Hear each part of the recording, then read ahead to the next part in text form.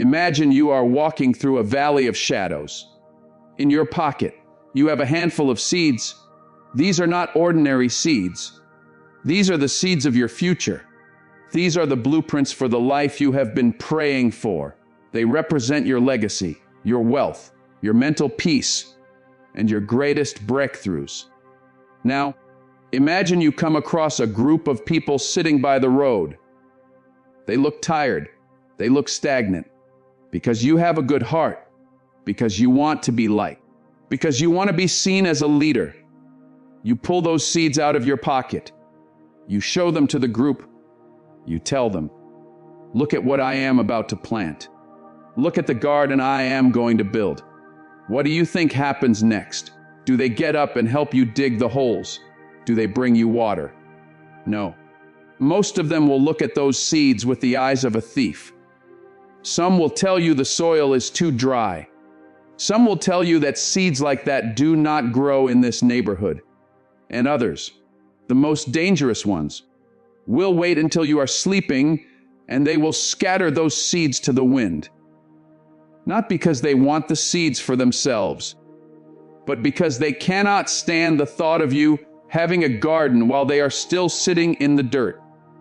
We are living in an era where privacy is a lost art. We have been brainwashed to believe that transparency is the same thing as honesty. We feel this desperate, itching need to broadcast every thought, every goal, and every small victory to a digital audience that is praying for our downfall. You are treating your life like a museum with no security guards. You are letting total strangers walk through the private chambers of your soul. They are tracking mud on your carpet. They are touching your treasures with dirty hands. And you are standing there smiling for the camera, wondering why you feel so empty. I want to ask you a question that might hurt. How many times have you killed a golden opportunity just because you could not wait to brag about it? You felt that spark, that divine inspiration. You were going to start that business. You were going to fix your marriage. You were going to walk away from that addiction. But before you even took the first step, you picked up the phone. You told your friend. You told your coworker. You looked for that quick, cheap hit of approval. And in that moment, something died. The moment you spoke it, the pressure was gone. The tension that was supposed to drive you to action was released through your mouth instead of your hands. You traded your miracle for a like. You traded your destiny for a nod of approval from someone who is not even going where you are going. We are going to change that today. We are going to go into the psychology of the silent warrior. We are going to talk about the spiritual warfare of the tongue. I am going to give you the 5 things that you must lock away in a safe that nobody else has the combination to. This is not about being a hermit. This is about being a strategist. This is about understanding that a mission is not a conversation. A mission is an execution. If you are tired of the cycle of starting and stopping, if you are tired of people speaking over your life and planting seeds of doubt in your mind, then you need to sit up. You need to focus. Because what I am about to tell you is the difference between being a victim and being a victor. Let's talk about the grand illusion, the lie that says you need to be an open book. Information is the ultimate weapon in the game of life. And when you give it away, you are handing your opponent the bullets to put in the gun they are pointing at you. You think you are connecting. No, you are compromising. You think you are venting. No, you are leaking. Think about the last time you were really hungry for a goal. You could taste it. It kept you awake at 2 a.m. It was a fire. Then you talked about it. You described it in detail. And suddenly, that hunger disappeared. Psychology shows us that when you announce your intentions, your brain gets a premature reward. It tricks you into thinking you have already reached the finish line. You get the applause before you have even laced up your shoes. And when the real work starts, when the sweat starts to pour, You have no fuel left because you burned it all in the conversation. But it is deeper than that. When you speak too soon, you invite the dream killers. You invite the spirits of envy and stagnation. Think about a man who finds a map to a hidden treasure. Does he go to the town square and show everyone the map? No, he hides the map. He prepares his tools in secret. He studies the path in the dark. And he only comes back once the gold is in his hands. You are walking around showing everyone your map. And then you are surprised when you find people blocking the trail. You are surprised when people set traps for you. You are handing over the keys to your psychological kingdom and then wondering why the locks are being changed. It is time to stop being naive. It is time to stop being a child.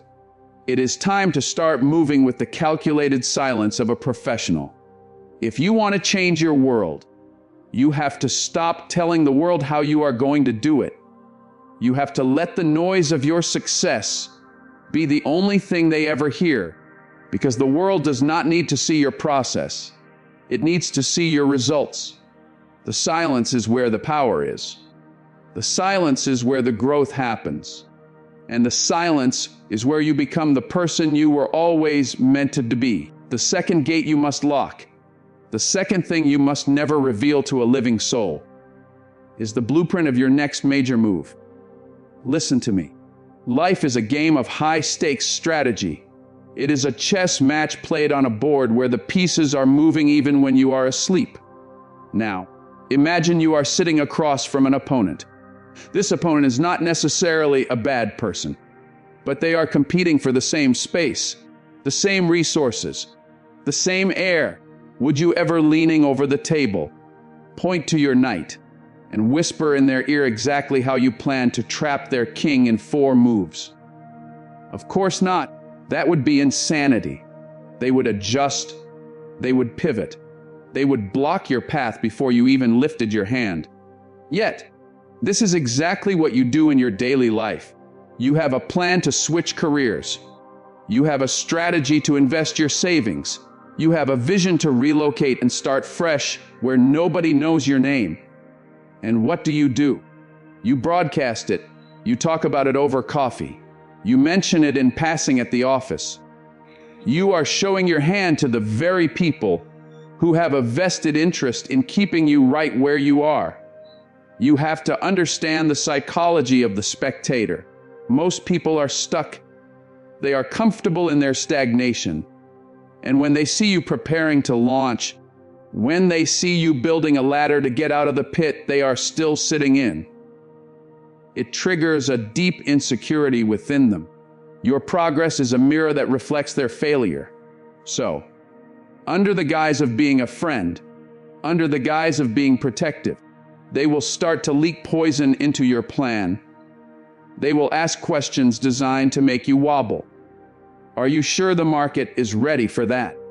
Is it really the right time to leave a stable job? I knew someone who tried that once and they lost everything. They are not trying to save you. They are trying to save themselves from the discomfort of watching you outgrow them. You must learn the power of the ambush.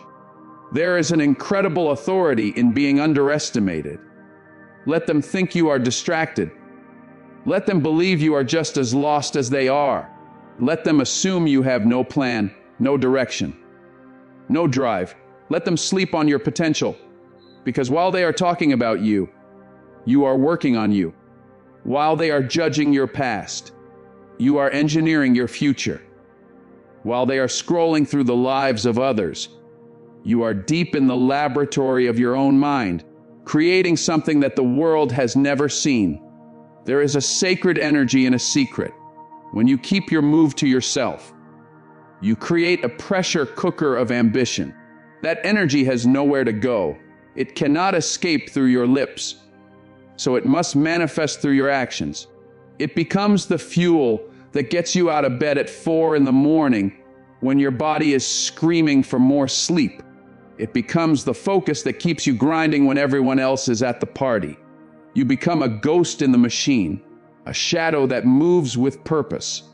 And then, one day, out of nowhere. You strike. You launch the company. You reveal the transformation. You announce the victory, and it hits the world like a bolt of lightning. They will ask where you came from. They will ask how you did it so fast. They didn't see the years of silent preparation.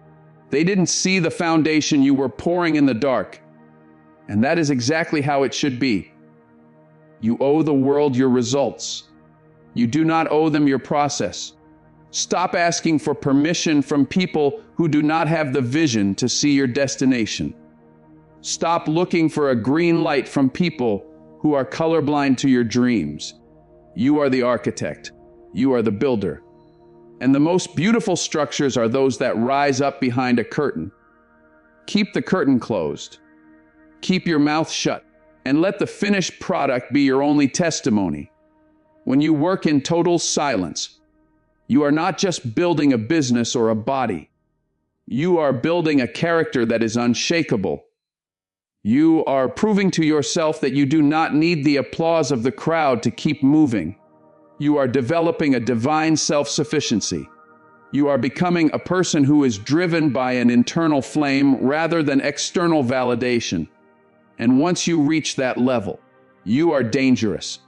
Because a man who does not need praise is a man who cannot be controlled.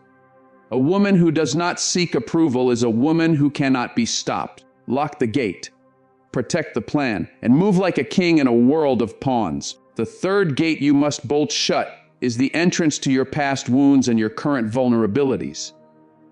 Listen to me. We are living in an age that celebrates the spill. We are told that being raw and being messy and being broken in front of everyone is a sign of courage. But there is a massive difference between genuine healing and public bleeding. You must understand that not everyone who lends an ear has a heart to help. The world is full of people who collect information like hunters collect trophies. When you sit down and you start unloading your deepest insecurities, when you tell that new friend about the trauma of your childhood, or you tell a coworker about your struggle with anxiety, or you confess your past failures to someone you just met, you think you are building a bridge, but in reality, you might be digging your own grave. You are handing over a detailed map of your triggers.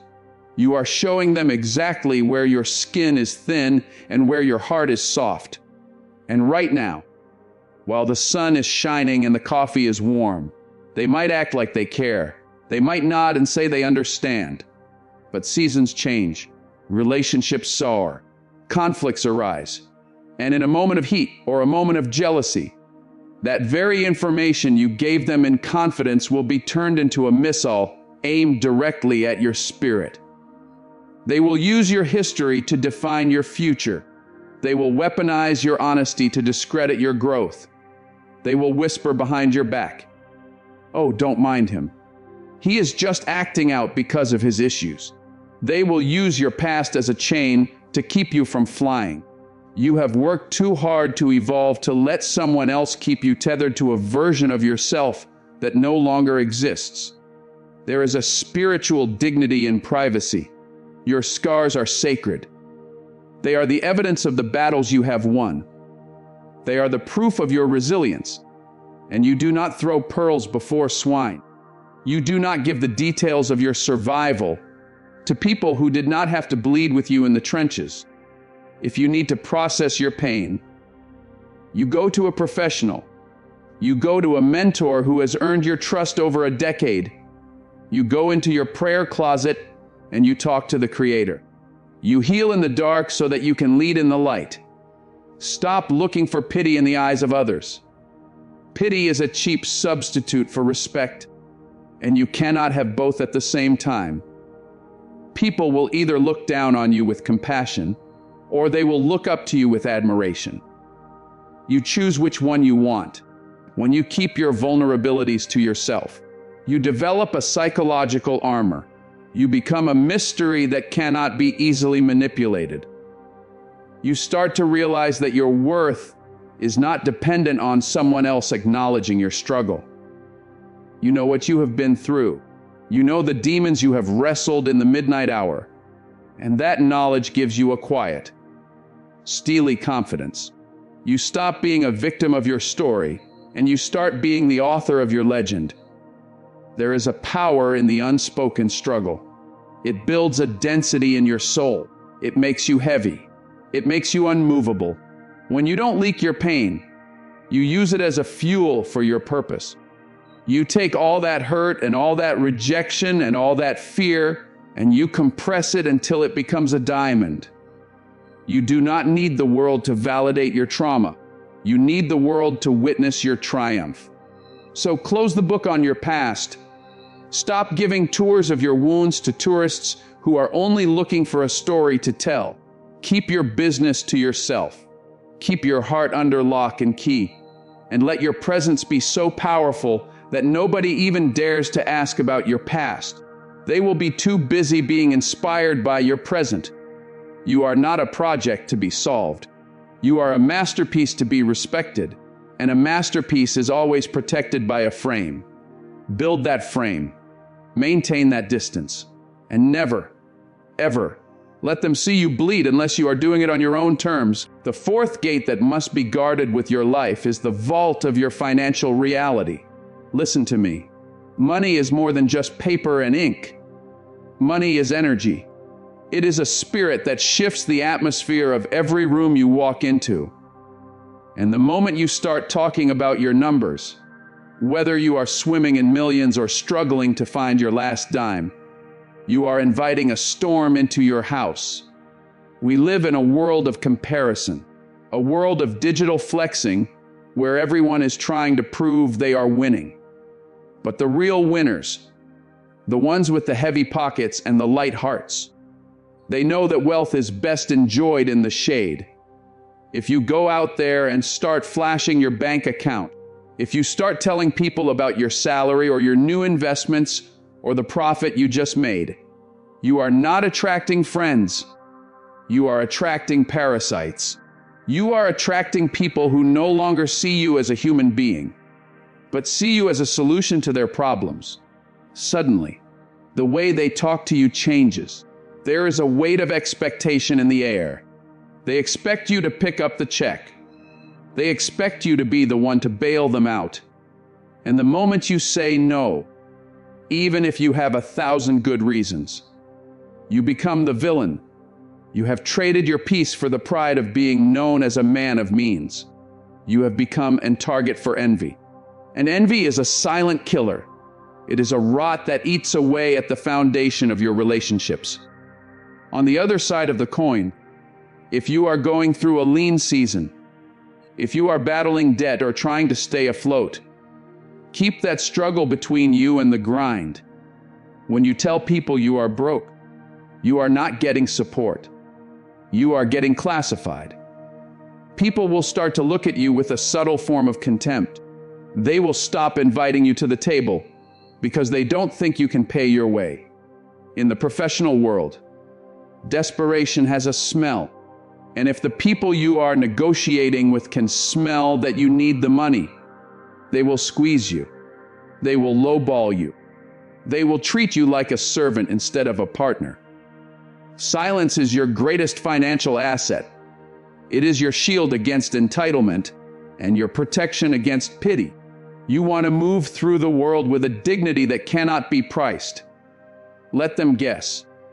Let them wonder if you are the richest man in the room or the one with the most discipline. Live a life that is understated but over-delivered. Your wealth should be felt in your character, not heard in your conversations. When you keep your financial status private, you develop a true relationship with your resources. You stop spending money to impress people you don't even like, and you start building a fortress for the people you truly love. You are not a bank. You are a builder, and a builder does not show the world the cost of the bricks. He just shows them the height of the tower. Keep your mouth shut about your money. Keep your wins in the dark, and let your generosity be a secret that only God keeps track of. Because the only person who needs to know your net worth is the person you see in the mirror. The final gate The fifth and most critical seal you must place upon your lips is the one that guards your good deeds and your private sacrifices. Listen to me very closely now, because this is where most people lose their soul while trying to save their reputation. We live in the age of the performative saint. We live in a world where people cannot give a meal to a hungry child without making sure the camera is rolling. We live in a time where people cannot do a favor without sending an invoice for gratitude. But I am telling you right now, the moment you broadcast your kindness, the moment you brag about the person you helped, or the money you gave, or the late hours you spent serving someone else, you have just committed spiritual suicide. You have traded an eternal reward for a temporary round of applause. You have taken a divine act and turned it into a marketing campaign for your ego. Real power is built in the secret place. Real character is what you do when there is no audience.